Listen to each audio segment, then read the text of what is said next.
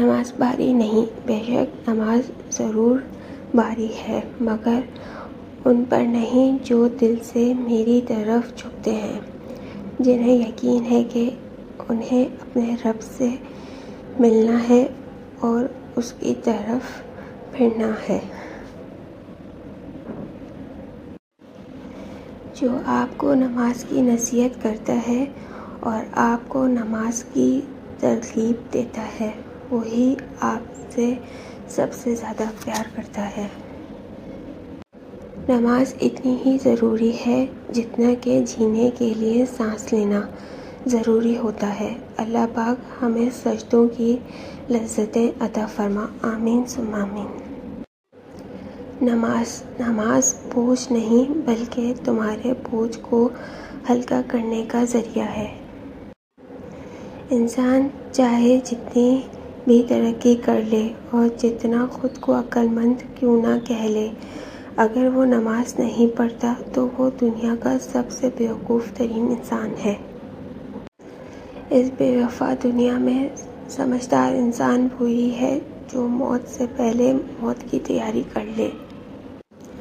نماز میں سستی کا انجام، اس کی عمر سے برکت چھین لی جاتی ہے، اس کے چہرے سے صالحین کی نشانی مٹ جاتی ہے، اس کے کسی بھی علم کا اللہ اجر نہیں دیتا، اس کی دعا آسمانوں کی طرف بلند نہیں ہوتی، نیکیوں کی دعاؤں میں اس کا کوئی حصہ نہیں ہوتا۔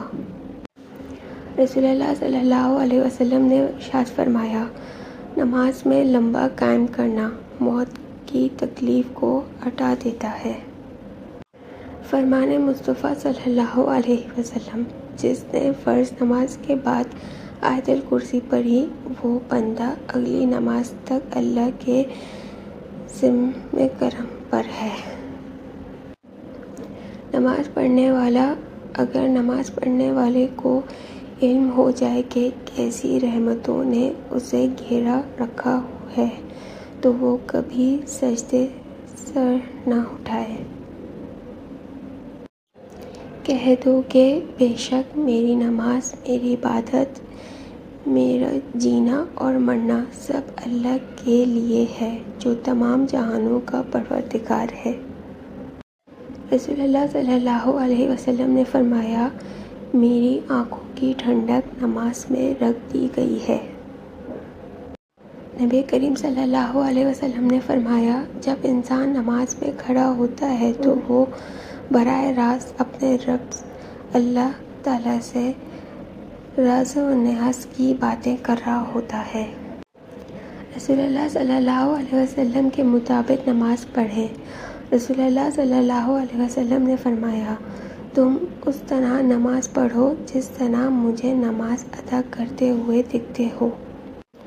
رسول اللہ صلی اللہ علیہ وسلم نے فرمایا، نماز میں ٹھہراؤ، اطمینان اختیار کرو، کیوں نہ کہ وہ نماز نہیں جس میں رکوع اور سجدہ مکمل نہ۔